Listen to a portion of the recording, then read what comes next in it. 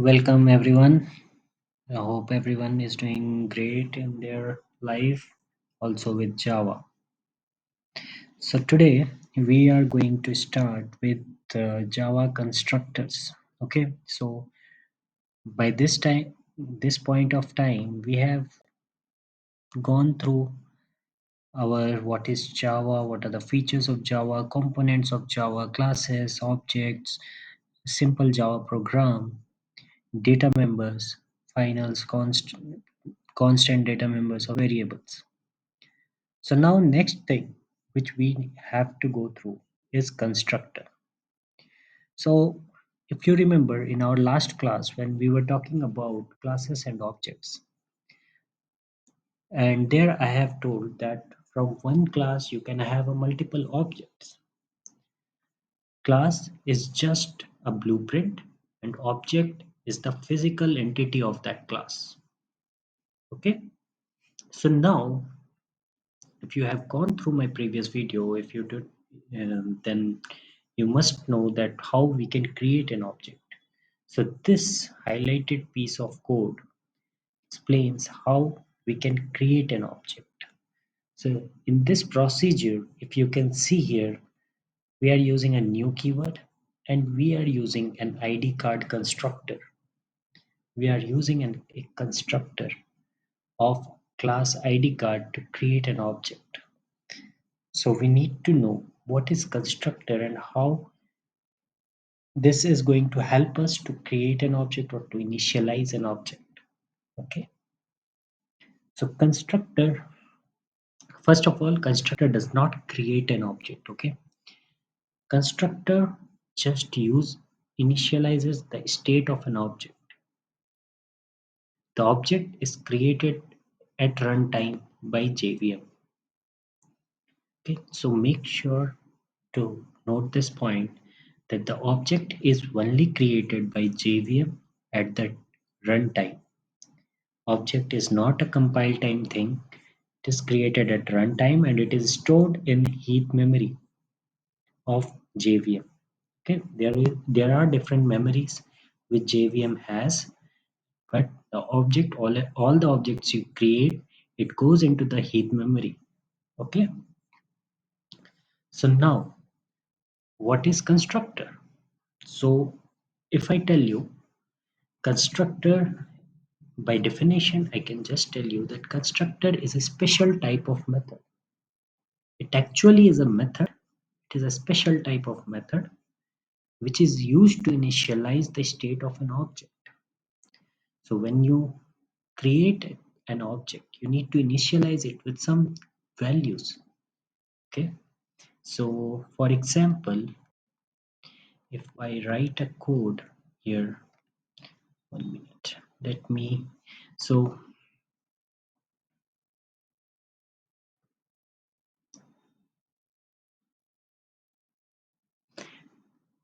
so first thing, what is this? The screen which I am showing, this is STS, Spring Tool Suite. Okay, this is part of an IDE called Eclipse. Okay, so now what is an IDE? IDE is an integration development environment. Okay, in IDE you write a code, you compile a code, and you run a code. Why do we use IDE? Why don't we use normally in Notepad? Because IDE can make your work very easy. If you don't remember some keywords, IDE will give you suggestions and it will make you remember. Whenever you are writing a code, if there is any compilation errors, so IDE is going to tell you that there are some error in the project and it is in this line, and it will also give you suggestion how to fix those errors. Okay, you can see the latest version Java 16. Let me go through Java 8 currently. So I'm creating a new Java project and I'll just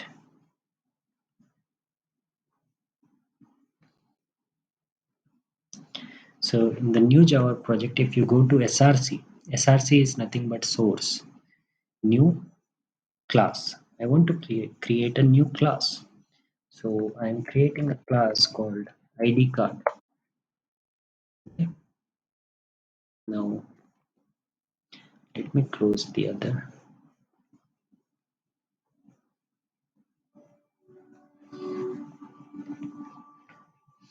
Okay. So here you can see this is a public class ID card. Now I need to have the states. So states of ID card I have told we can have age, we can have name, we can have employee ID. Okay. So these are the um, states of ID card. Okay. Now we need to create an object of ID card. Okay. So just to create an object of ID card, we can again have a new test class. Yep. Now in the new test class, I'll have a main method. Here is your main method. Now I will create an object of ID card. ID card obj1 equals new ID card. Okay. So here in this point of in this line of code, a new object will be created. Okay. Now your ID card, this piece of code is your constructor. This is one of kind of constructor because here there is no parameters and our class is not having any constructor. Okay, we are not defining any constructor. That means our class is having a default constructor. So when I say our class is going to have a default constructor, then let's see what does constructor do. Constructor don't create an object. Constructor initialize the values of an object. So now if you see, there should be some values given to the objects. So since it is a default constructor, it will give the default values. So let's try to run this code. So right click, run as Java application. So when we run as Java application, okay, so this is object I have printed, sorry.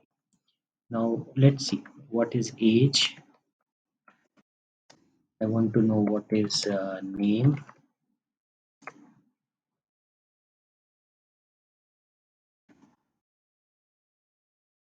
And I want to know what is employee ID. So now when I run this, so age is 0, name is null, and employee ID is also null. So these are the default values given to the different data types. Okay. So for string, this is null, and for int, it is 0. Now, for example, we use a double value. Okay, double salary, and now we want to see what is the default value for the double. Okay, so let me just print for salary as well. Let's see. So for int it was 0, for double it is 0.0.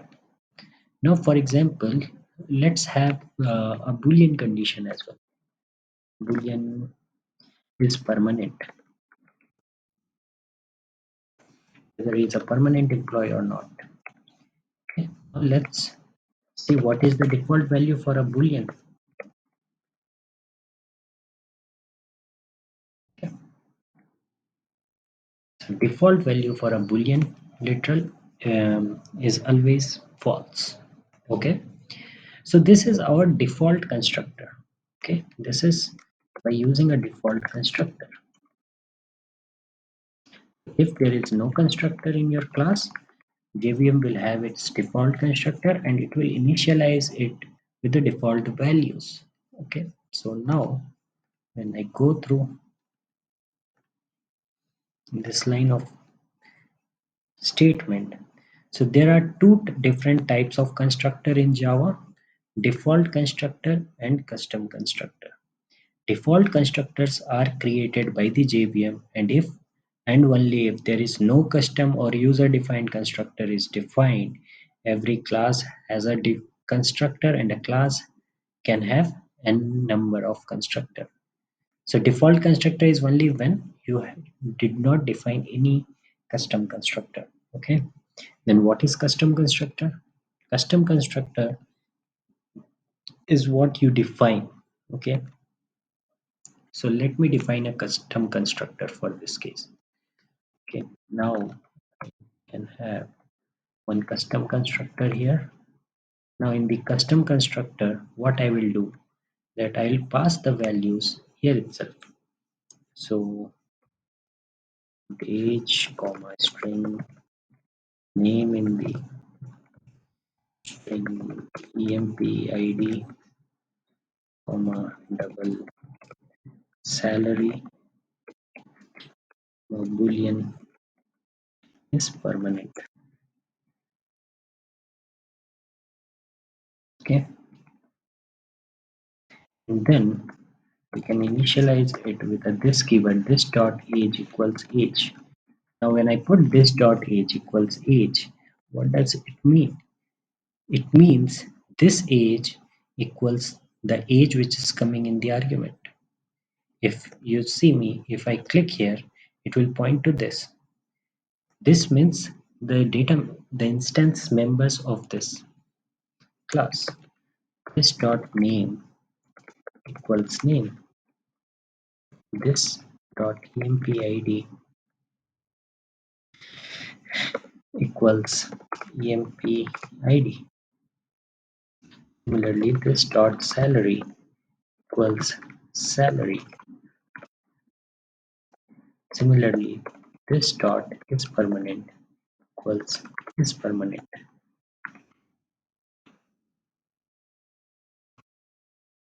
Okay. So now we have a default. Now we have a custom constructor. So now if you see here, we are getting an error. The constructor ID card with no argument is undefined. It is saying why it is undefined, because now we have a custom constructor. So that means now there is no scope of default constructor. So whatever the custom constructor you have used, similar way you have to pass the values. Okay.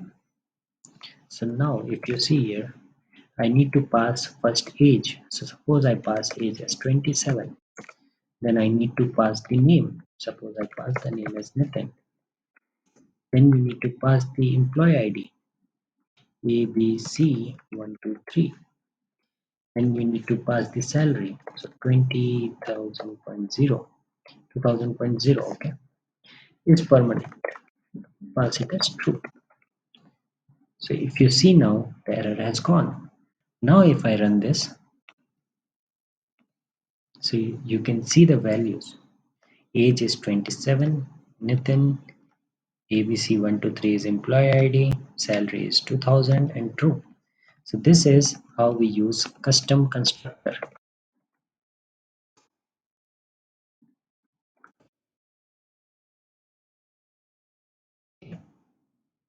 So yeah, so custom constructor are user-defined constructor, and it can consist of parameters to initialize the instance data members.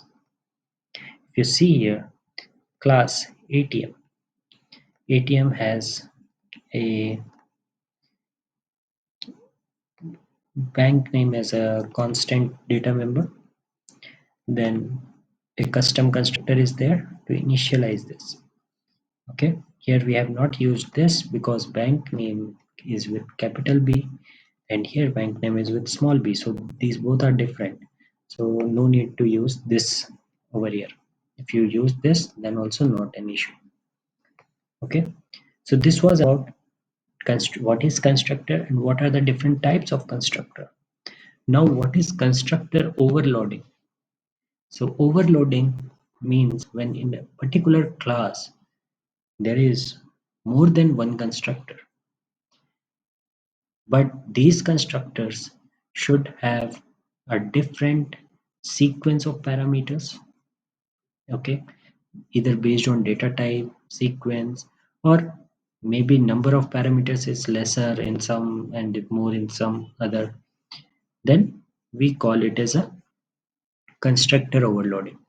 If two constructors are of same type on basis of number of parameters, data type and sequence of parameters are considered to be as a duplicate constructor. So if we put, so suppose here we have a constructor.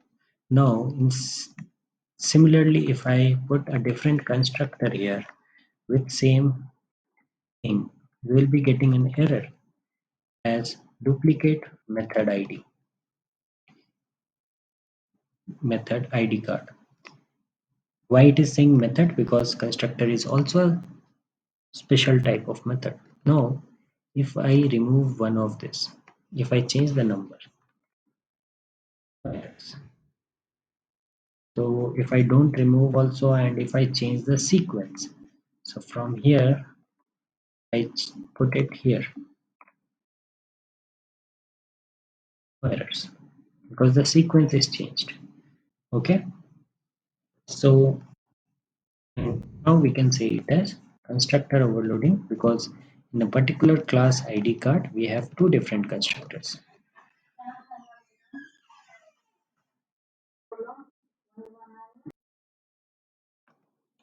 Yeah, so here in this case you can see there are multiple constructors.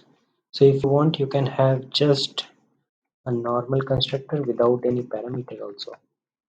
If you want, you can just have like this. This will also work. There can be a number of constructors you can have in your class based on your requirement, but you just need to make sure that it should not have this same number of parameters plus data type plus sequence of parameters. So if it should not be a duplicate constructor basically. Okay, you can have multiple constructor, that's not an issue. Okay,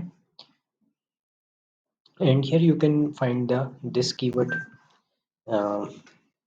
meaning. So the this keyword is used to initialize the instance data member whenever we use the same name of instance data member and the parameter, then we use this keyword to differentiate between them. That's what I was saying, that here name is also here and name is also here. So now to differentiate between this name and this name, we use this dot name, that means this name, because this will always be for the instance data members. So all these data members are instance data members, where all these data members are local data members. Okay, so if I click here, it points to this. I click here, it points to this. So that's all about constructors, types of constructor and constructor overloading. Now in the next session, we'll go through methods. Okay, call by value, call by reference, all those things. And yeah, so that's it for today. Hope you liked the video. If you have any concern, any questions regarding the session, please feel free to ask in the comment section and I'll be very much happy to resolve your issues. Thank you.